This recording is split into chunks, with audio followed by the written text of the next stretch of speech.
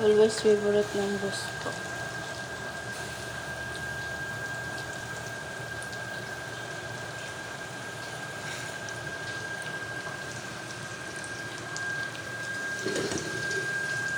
So, ayun na.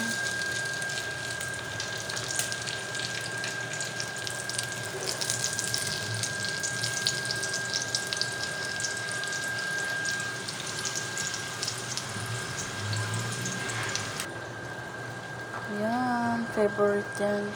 Ang boss mo ipaluto sa akin. Kay manamit ko na magluto. Ako sang girl. Nagpakay daw mo na. Pero may pinaluto sa akin.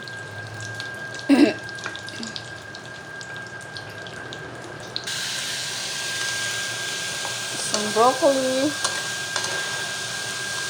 Ay, broccoli. Cauliflower pala. Yan. Mga mami.